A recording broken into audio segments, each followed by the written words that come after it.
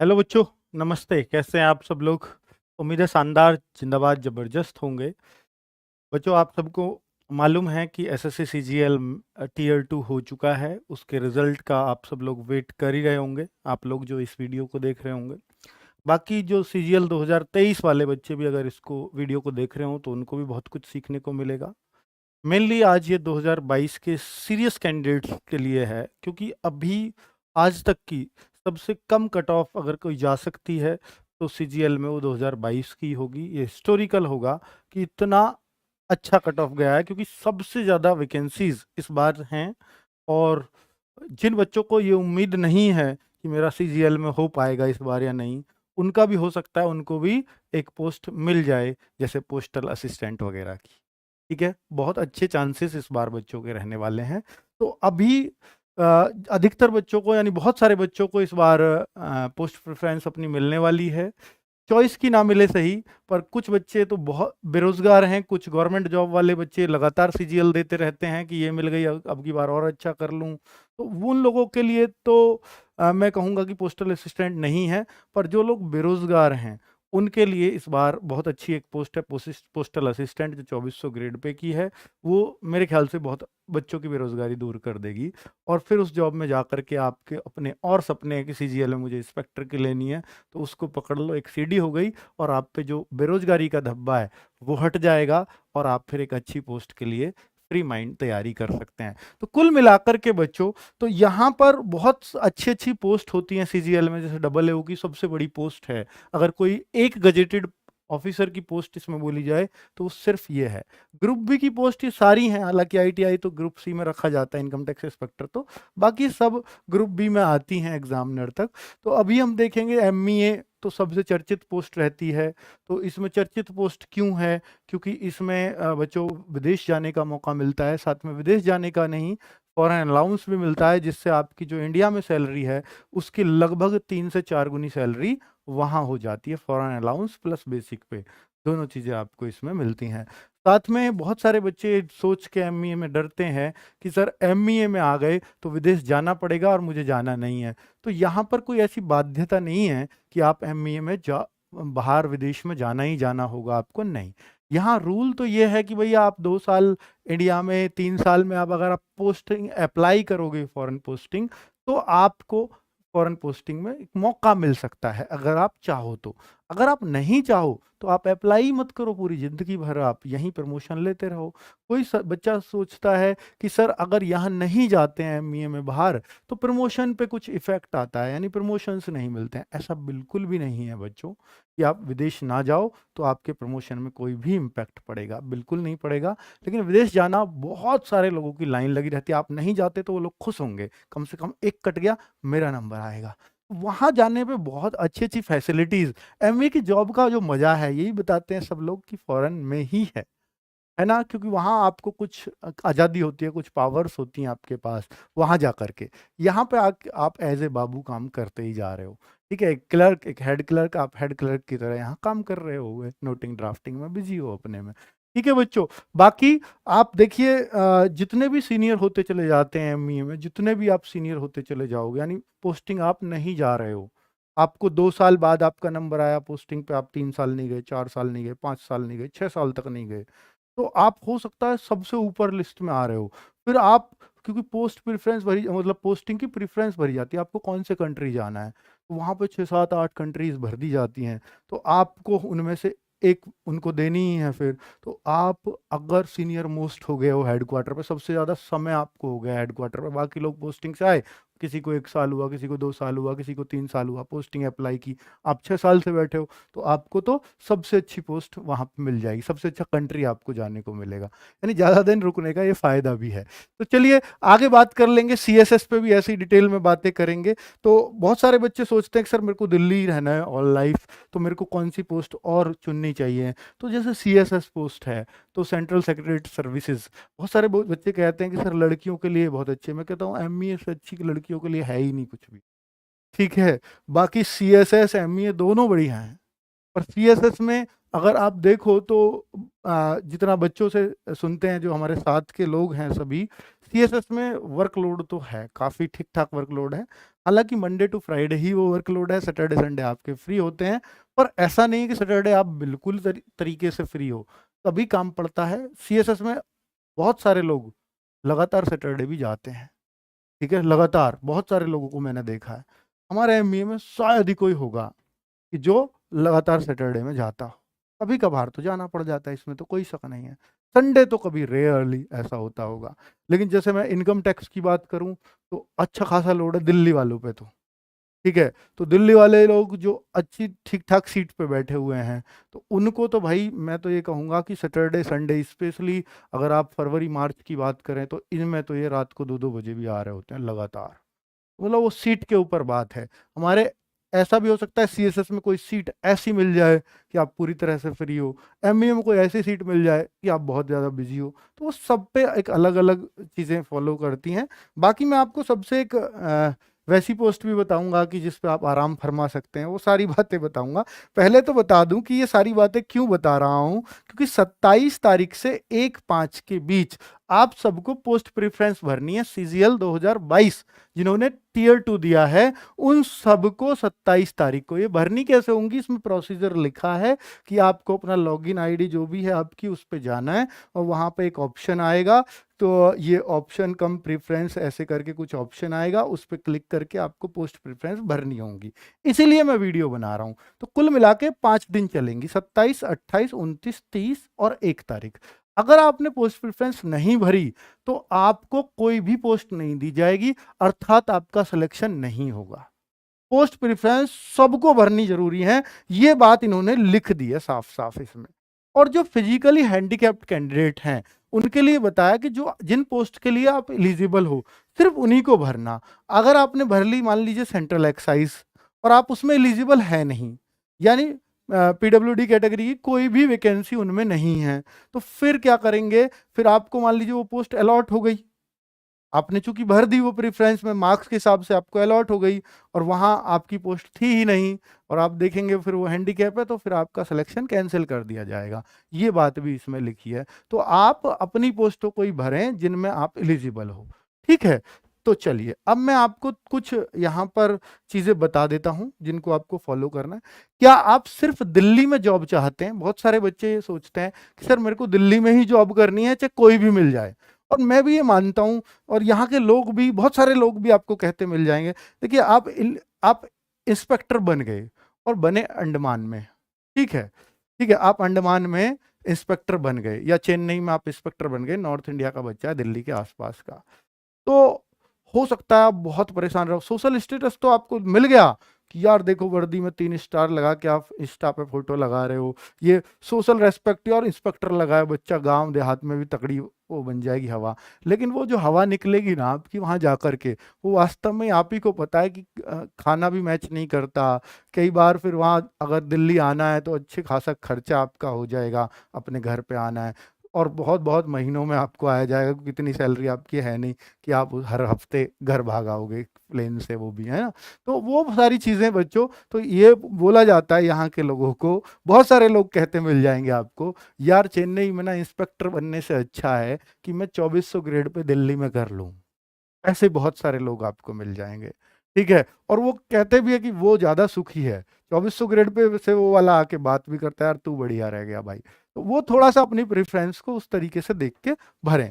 क्या आप home state चाहते हैं? मैं दोनों की बातें अभी बताऊँगा। क्या आप होम स्टेट चाहते हैं? बहुत सारे बच्चे कहते हैं कि सर मैं झारखंड से हूँ, मुझे मेरे शहर के आस-पास जॉब मिल जाए, ऐसा हो सकता है क्या? पॉसिबल है क्या? जी बिल्कुल पॉसिबल है। बाद में ये भी बताएँगे कि आप यूपीएससी या अदर एग्ज़ाम्स की अगर आप तैयारी कर रहे हैं, स्टेट पीएससी वगैरह, तो आपको कौन-सी जॉब प्रेफ़र करनी चाहिए? क्या आप कम वर्कलोड वाली जॉब चाहते हैं, तो आपको कौन-सी जॉब प्रेफ़र करनी चाहिए? क्या आपको वर्दी वाली जॉब पसंद है, तो मैं तो इसका जवाब तो अभी दे सकता हूँ कि जैसे सेंट्रल एक्साइज़ वगैरह है, ठीक है? मैं इस पे फिर बाद में बात नहीं करूँगा। जैसे ये वर्दी वाली जॉब है, आप और देखेंगे एग्ज़ामिनर है, पीओ है, प्रिवेंटिव ऑफ़िसर है, ये सब वर्दी वाली जॉब है। अगर आपको वर्दी ही लेनी है, तो फिर ये आपको ये वाली जॉब प्रीफर करनी चाहिए मेरे ख्याल से। तो क्या आपको ज़्यादा सैलरी वाली जॉब पसंद है? तो एक तो बच्चों सबसे ज़्यादा सैलरी वाली AAA है, उनको तो पता ही होगा जिन्होंने AA का फॉर्म भरा है। इसमें सबसे ज़्यादा सैलरी अगर इंडिया में किसी को मिलती है तो वो AA को मिलती है, क्योंकि पोस्ट भी वो सबसे बड़ी है, गजेटेड पोस्ट है। इसकी सैलरी 85-90 के बीच में बन जाएगी दिल्ली में, अगर आपको जॉब मिलती है तो। बाहर मिलती है तो फिर वो HRA का थोड़ा फर्क आ जाता है। ठीक है, तो अगर मैं बात करता हूँ दिल्ली की, तो सॉरी, और इसके अलावा ओवरऑल अगर सबसे ज़्यादा, अगर आपको बाहर जाने से कोई दिक्कत नहीं है, फॉरेन जाने से कोई दिक्कत नहीं है, आप खुश हैं, तो फिर MEA सबसे ज़्यादा सैलरी देता है आपको। और जिस पे इंडिया भी अगर लाओगे उस पैसे को, मैं देखता हूँ असिस्टेंट जो नया नया भर्ती हुआ है, उसको अगर वो पोस्टिंग निकल जाए 2 साल बाद, 1.5 साल बाद भी कई बार कई लोग निकले हैं, तो शुरुआत में ही तो उनको 3 लाख रुपए सैलरी वाली पड़ जाती है आराम से, कई जगह, कई सारी जगह। ठीक है, 3 लाख रुपए मंथली अगर आप कमा रहे हो और वहां पर 3 साल कमा के आ रहे हो, तो वो अच्छा खासा आपके पास पैसा इकट्ठा हो जाता है। और फिर मतलब एक बहुत कम एज में एक बहुत अच्छा पैसा। सबसे बड़ी बात है कि उस पैसे पे आपको आके इंडिया में इनकम टैक्स भी नहीं देना होता। ठीक है, डॉलर में वो पेमेंट होती है, तो ये बहुत अच्छी बात है। तो आप ये 2 जॉब चूज कर सकते हो। बाकी तो आपको पता ही है यार, 4600 में ज़्यादा सैलरी होगी, 4600 ग्रेड पे लेवल 7 है, फिर लेवल 6 लेवल, तो सैलरी वाली अगर पसंद है कहीं भी कर लूंगा मैं, तो फिर आप इन दोनों को सबसे ऊपर रख के फिर लेवल 7 वाली सबसे पहले, फिर लेवल 6 वाली सारी जॉब, फिर लेवल 5 वाली। वो कौन सी है लेवल 6 लेवल 5 वो भी बता रहा हूँ। किस डिपार्टमेंट में प्रमोशन फास्ट हैं, ऐसे बहुत सारे बच्चे पूछते हैं। तो इनकम टैक्स में अच्छे खासे प्रमोशंस हैं। अब CSS में अच्छी खासे प्रमोशंस हैं। 5 साल बाद एक एग्ज़ाम, जो डिपार्टमेंटल एग्ज़ाम होता है उसको आप निकाल लेते हैं तो आप सीधा SO बन जाते हैं, 5 साल बाद गजेटेड ऑफिसर हो जाते हैं।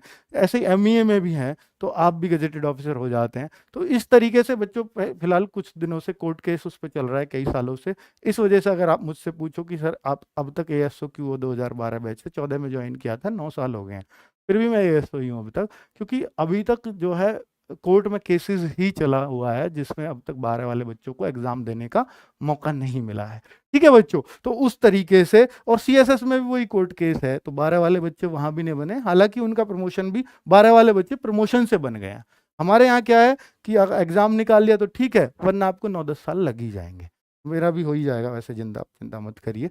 अब मैं आपको प्रेफरेंस कैसे अलॉट होती है थोड़ा सा वो भी बता देता हूँ बच्चों। जैसे मनीष है एक बंदा, 315 नंबर लेके आया है CGL में इस बार। संजय 310 लेके आया है। समझना एक कैसे अलॉट होती है और क्या गणित है इसका।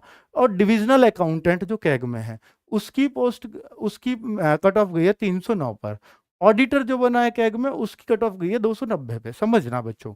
तो अब यहां पर क्या है कि अगर इसने, इस बच्चे ने, मनीष ने भी सब पहली प्रेफरेंस अपनी पहली और दूसरी, ऐसे एंड सो ऑन, तो पहली प्रेफरेंस इसने भी DA डाल दी, इसने भी DA डाल दी। अब ध्यान से सुनना बच्चों, DA डाल दी तो ऑब्वियस सी बात है कि जब 309 पे कट ऑफ है, दोनों के 309 से ऊपर हैं, तो इन दोनों को DA मिल जाएगी, डिविजनल अकाउंटेंट मिल जाएगी, बिल्कुल। इसकी भी आगे ऑडिटर है, इसकी भी ऑडिटर है, तो भाई ऑडिटर की तो अब खाली रह गई, इन दोनों को DA मिल गई, दोनों खुश।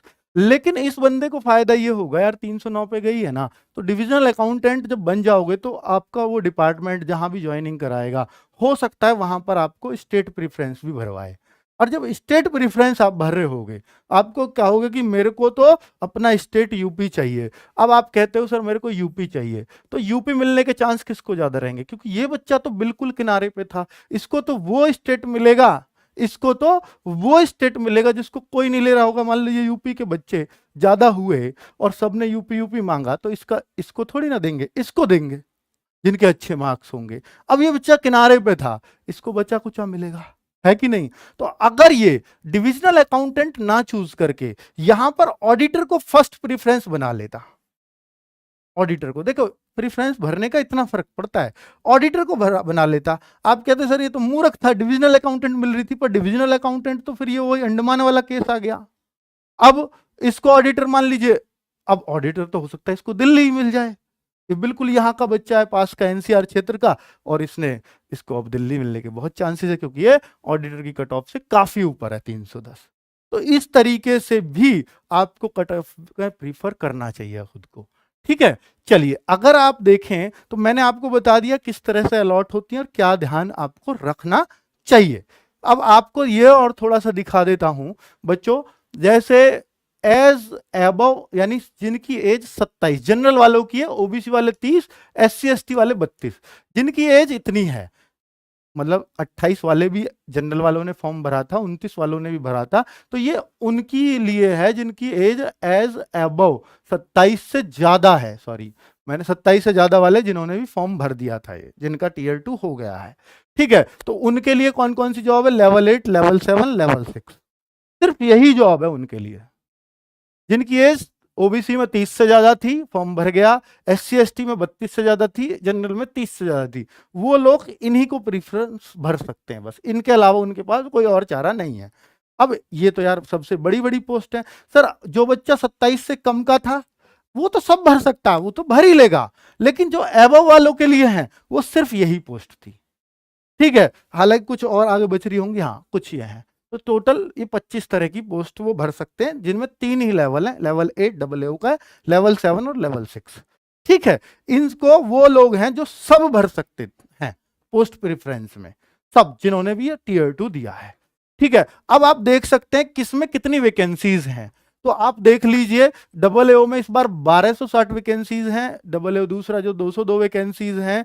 अब आप देखेंगे सेंट्रल बोर्ड ऑफ यानी सीबीआईसी इंस्पेक्टर, सेंट्रल एक्साइज बोले जाते हैं, 1113, जीएसटी इंस्पेक्टर भी जिसको बोल लेते हैं।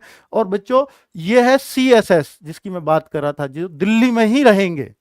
हालांकि इनको अगर आप कहो सर मैं तो असम का हूं और मेरे को सीएसएस बननी है, क्या पूरी जिंदगी दिल्ली में नौकरी करनी पड़ेगी? नहीं, इनके सब ऑफिस भी होते हैं, आप वहां भी जा सकते हो, ठीक है। लगभग लगभग पूरे इंडिया में है, तो पर वो चॉइस है आपकी जाने की, लेकिन मिलेगी शुरुआत में दिल्ली ही, ठीक है। आगे आप देखेंगे सीबीआईसी, ये जो central board of income indirect taxes, ये तो आपको मालूम ही है कि भैया ये इंस्पेक्टर एग्जामिनर होता है, तो 614 पोस्ट हैं इस बार। और अगर आप देखें सीबीडीटी इनकम टैक्स इंस्पेक्टर 510, अच्छी खासी पोस्ट हैं, तो ये सारी पोस्ट आप देख सकते हैं। अब आप कहो कि सर मेरे नंबर तो बहुत अच्छे हैं, मेरे नंबर तो बहुत अच्छे हैं, मेरे को इनकम टैक्स आराम से मिल जाएगा। अगर आपको लगे कि बिल्कुल आराम से मिल रहा है फिर तो आप भरो, लेकिन आपको लगेगा मेरे को डाउट लग रहा है कि मैं किनारे पे मिल पाएगा इनकम टैक्स मिला तो, और मेरे को दूर नौकरी करनी नहीं है, तो फिर आप इनकम टैक्स को ऊपर मत भरना। अगर आप ये भी देखना चाहते हो कि मेरे को आराम पसंद नौकरी भी चाहिए और मेरे को पास भी चाहिए, तो फिर आप ऊंची वाली पोस्टों को मत भरना ज्यादा, वरना वो आपको दूर ही मिलेंगी, ठीक है। अगर आपके मार्क्स लगता है कि मेरे किनारे पर ही होंगे, ठीक है बच्चों। अब अगर मैं देखूं आगे बच्चों और इन सब बातों को, तो आप सबकी ये पोस्ट इसीलिए मैंने आपके सामने रखी है खोल करके, भैया आप इनके हिसाब से पोस्ट प्रेफरेंस अपनी चुन लेना, ठीक है बच्चों।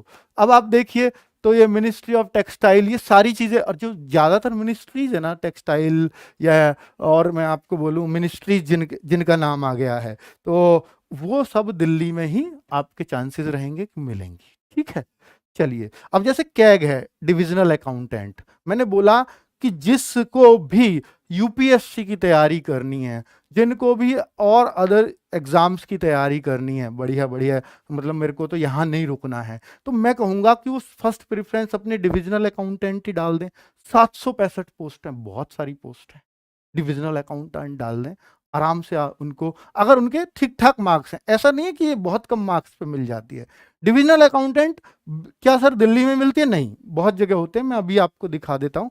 जैसे अगर मैं आपको डिविजनल अकाउंटेंट दिखाऊंगा ना बच्चों, तो डिविजनल अकाउंटेंट की ये पोस्ट है इस बार, देखिए तो है सेक्शन स्ट्रेंथ, और ये है मैन इन पोजीशन MIP, यानी इतने लोग तो उनके पास हैं, इतने उनको चाहिए। तो पोस्ट जो वेकेंट पोस्ट हुई कितनी हुई? 8। तो जैसे झारखंड में 8 पोस्ट है, रांची में, ठीक है। पटना बिहार में 216 और 141। अब आप देखेंगे सर ये कितनी पोस्ट हुई, तो मैं कहूंगा 59 और 16, तो 59 16 75, तो यहां पर आप देखेंगे 75 पोस्ट है पटना में। आप राजकोट गुजरात की निकालें तो यहां देखेंगे कितनी 9 पोस्ट है। तो ऐसे आप घटा घटा के देख लीजिएगा, ये जगह है जहां जहां पर कितनी कितनी पोस्ट है। तो आपको अगर इनमें से कोई जगह चाहिए तो आप डिविजनल अकाउंटेंट, मतलब इनमें से कोई सी एक जगह मिलेगा। अब आप देखिए ऐसे मिलता है आपको, मान लीजिए पटना, तो सर मेरे को मऊ चाहिए बिहार में, तो हो सकता है मऊ में भी ऑफिस हो डिविजनल अकाउंटेंट का, आपको उधर दे दें, पर वो मिलेगा बिहार से ही। यानी ऐसा नहीं है कि वो राजकोट में जाकर आप मऊ मांगने लगो, ठीक है। तो बिहार के और भी स्टेट्स में अगर इसके ऑफिसेज होंगे तो पहले आपको बिहार पटना मिलेगा, उसके बाद आपको वहां से अलॉटमेंट हो जाएगा आपको जिधर चाहिए, ठीक है। तो इस तरीके से उड़ीसा का भुवनेश्वर, यानी ये सबके मतलब स्टेट्स की ये कैपिटल ही हैं जहाँ यहाँ पर हैं, ज़्यादातर कैपिटल हैं, सब तो नहीं है। तो मेन मेन सिटी में ही होता है ये, बाकी और अदर डिस्ट्रिक्ट में इन स्टेट्स की चाहिए तो वो अच्छी बात है, तो वो आपको मिल जाएगा, वहां जाकर ही मिलेगा। अब देखिए पोस्टल असिस्टेंट जो सबसे ज्यादा वेकेंट पोस्ट थी, जिसमें पहले तो मैं आपको बच्चों वो थोड़ा सा बता देता हूं। ये तो वो थी जो 27 से ज्यादा एज भी है तो आप भर सकते हो, लेकिन अगर आपकी एज 27 हो रही है, 30 है, 32 है, इससे नीचे, इससे कम है तो आपके लिए सिर्फ ये पोस्ट है। फिर 27 से ज्यादा है तो वो भी हैं, वो सबके लिए हैं, 27 से कम ज्यादा वालों के लिए, लेकिन 27 तक वाले बच्चों के लिए यही पोस्ट थी, ये ज्यादा एज वालों के लिए नहीं है, ठीक है। तो ये तो वो सॉरी इनकम टैक्स इंस्पेक्टर की बता दिया, जीएसटी इंस्पेक्टर, ये सिर्फ लेवल 5, लेवल 5 और लेवल 4, यानी 2 तरह की। लेकिन बहुत ज्यादा वैकेंसीज अगर मैं देखूं तो वो इनमें ही है। कितनी है वो? 31,846। और उनमें देखूं तो वो 6,770 ही हैं। यानी उन बच्चों के लिए मौके बहुत कम है, लेकिन वो अच्छी पोस्ट पर हैं जिनकी एज 27 से ज्यादा, या ओबीसी में 30 से ज्यादा, या SC ST में 32 से ज्यादा थी। लेकिन जिन बच्चों की एज 27, 30 और 32 SC ST जनरल में है, तो उनके लिए भाई बहुत सारी पोस्ट हैं, उनके लिए छोटी पोस्ट भी हैं। अब आप देख लीजिएगा, जैसे मैंने आपको बताया है कि किसकी कितनी पोस्ट है। ऑडिटर की पोस्ट 2295 पूरे ऑल इंडिया मिलेंगी ये। और बच्चा अकाउंटेंट भी होता है कैग में, तो वो 1470 पोस्ट है। जूनियर अकाउंटेंट 232 है, जूनियर अकाउंटेंट 61 है, ऑडिटर 42 है। ये ऑडिटर जो होता है ये CGDA में है, डिफेंस में ऑडिटर जो होते हैं। और ये डिपार्टमेंट ऑफ पोस्ट, जिसको मैं कह रहा था सबसे ज्यादा पोस्ट अगर इस बार जो SSC में 37,000 पोस्ट हैं, वो इनकी वजह से बढ़ी हुई हैं। 19,676 पोस्ट इन लोगों की हैं। मैं बता रहा हूं, जिसको कुछ नहीं मिलेगा उसको ये तो मिल जाएगा। और इनमें सबसे खास बात होती है आपके अच्छे मार्क्स हैं। आप मान लीजिए इनमें टॉपर हैं, आपने ये चुन लिया, तो आपको ये अपने ही शहर में मिल जाएगी पोस्टिंग। अपना अपना स्टेट तो मिलेगा ही, अपने स्टेट में अपना जिला, और आपके हो सकता है आसपास 10-5 किलोमीटर में ये जॉब मिल जाए। इस जॉब की यही सबसे बड़ी बात है, ठीक है। तो जो होम स्टेट को पसंद करते हैं, लेकिन उनको ये मतलब नहीं है मेरे को कौन सी मिले, पर एक मिल जाए, तो फिर ये मैं ये नहीं कहूंगा ये चुन लेनी चाहिए, क्योंकि सबसे छोटी पोस्ट इसमें यही है 2400 ग्रेड पे वाली। वो आप अपने मार्क्स के हिसाब से अकॉर्डिंगली चुन सकते हो, ठीक है। मैं आपको चुन के दे दूं भैया ये भर लेना, तो सब लोगों की चॉइस अलग अलग हो सकती है। भाई मेरी ये चॉइस है, मैं तो अपनी पढ़ाई के हिसाब से देख रहा हूं, मैं तो अपना होम स्टेट देख रहा हूं, आप कैसे मेरी चॉइस डिसाइड कर सकते हो? तो इसलिए पोस्ट प्रेफरेंस कोई आपको बना के नहीं दे सकता, आपको उनकी खास बात बता सकता है कि आप ये करो, ये करो, ये चुनो, ठीक है बच्चों। अब जैसे वो है कि जो GST इंस्पेक्टर, यानी जो अगर मैं बोलूं एक्साइज इंस्पेक्टर, जो वो पोस्ट हैं सेंट्रल एक्साइज की, तो वो GST स्टेट वाइज दे दिया है, ये GST में बदल गया है ना वो। तो बच्चों ये 1113 पोस्ट है। अब आप ये देख लो कहां पर कितनी है, तो इससे आप अपना तय कर पाओगे कि सर दिल्ली में कितनी पोस्ट है। तो दिल्ली में आप देख लोगे सिर्फ 4 पोस्ट है। तो अब आपको चाहिए दिल्ली, तो आप अगर इसमें टॉपर आपको लगता है मैं बन जाऊंगा, तो भाई फिर डाल देना इस पोस्ट को। आपको पता लगे आप ST से हो, और फिर तो आपको ये मिलनी ही नहीं है, तो आप फिर कुछ और ढूंढो। तो कुल मिलाकर के बच्चों ये चीज बहुत क्लियर कर देगी, इसलिए ये स्क्रीनशॉट्स आपके लिए आपके पास होने बहुत जरूरी हैं जब आप पोस्ट प्रेफरेंस भर रहे हो, ठीक है। चलिए अब देखिए ये पोस्टल असिस्टेंट की हैं। अब आप देखो यहां तो अपना स्टेट मिल ही जाएगा यार, इतने स्टेट्स में ये जॉब होती हैं, आप देख लीजिएगा। आप क्या हो सर ये उत्तर प्रदेश में बता ही नहीं है कहां पर होंगी, मध्य प्रदेश में बता ही नहीं है कहां पर है, पर टोटल वैकेंसीज आपको दे रखी हैं, ये रही देख लीजिए, टोटल पे एक बार निगाह डालिए तो आपको ये बता ही नहीं है। जैसे वेस्ट बंगाल में 2180 है, तो वेस्ट बंगाल में हर जगह जहां भी पोस्ट ऑफिस होते हैं उनमें पोस्टल असिस्टेंट होता है, तो आपको आसपास पोस्ट ऑफिस जरूर होता है, ठीक है। अपने डिस्ट्रिक्ट में मैं कहूंगा 80% चांस है आपको अपना डिस्ट्रिक्ट ही इसमें मिल जाएगा, ठीक है बच्चों। तो उत्तर प्रदेश में अच्छी खासी पोस्ट है 1604, 2180 सबसे ज्यादा नजर यहीं आ रही है, नहीं 2650 भी है तमिलनाडु में, क्योंकि उधर से लोग ट्रांसफर हो के आ जाते हैं, तमिलनाडु में सबसे ज्यादा पोस्ट है। और गुजरात, क्योंकि सब लोग उधर इधर के वहां ले लेते हैं पहले पोस्ट, फिर इधर को ट्रांसफर भग रहे होते हैं, वहां की खाली रह जाती है। तो ऐसा ही होता है ये साउथ में ज्यादातर। ठीक है बच्चों, आप देखिए डबल एओ की पोस्ट कहाँ कहाँ है, तो डबल एओ की फिर वो SSMIP, ये आपको मैन इन पोजीशन और सेक्शन स्ट्रेंथ ये घटानी पड़ेंगी, तब आपको निकल आएगी कितनी पोस्ट कहाँ पर है। आप देखिए न्यू दिल्ली है, 187 सेक्शन स्ट्रेंथ है, 187 ही लोग हैं उनके पास, तो दिल्ली में यहाँ पे दिया है डबल एओ की पोस्ट है ही नहीं, क्योंकि डबल एओ जो दिल्ली में आते हैं वो बाहर से ट्रांसफर होके इतने आ जाते हैं, दिल्ली में सरप्लस ही रहता है हमेशा स्टाफ, तो डबल एओ की पोस्ट दिल्ली में है ही नहीं, इस बार निकाली ही नहीं है। ठीक है, तो अब आप देख लेना भाई आपको कहाँ कैसे क्या करना है। हालांकि है बहुत ज्यादा दिल्ली में, ऑलरेडी बहुत ज्यादा, 187 आपको कहीं नहीं मिलेंगी, कुछ ही जगह मिलेंगी, है ना। पर जब बाहर से ही पोस्टिंग लोग इतना लेके आ जाते हैं तो भाई यहाँ हमेशा फुली आपको मिलती है। तो मैं उम्मीद करता हूँ कि जो मैं आपको जानकारी देने आया था, आपको काम की जानकारी सारी मिल ही गई होंगी, और मैंने आपको बता दिया है कि भैया आपको अगर इसमें आपको थाली वाली जॉब चाहिए, मतलब जिसमें मेरे पास काम कम हो, डिविजनल अकाउंटेंट, आप ऑडिटर, ये जो जॉब है कैग की, इनमें अकाउंटेंट, और वो भी दिल्ली से बाहर होगी, तो ज्यादा अच्छे चांस है कि आप बहुत बहुत आपके पास टाइम होगा।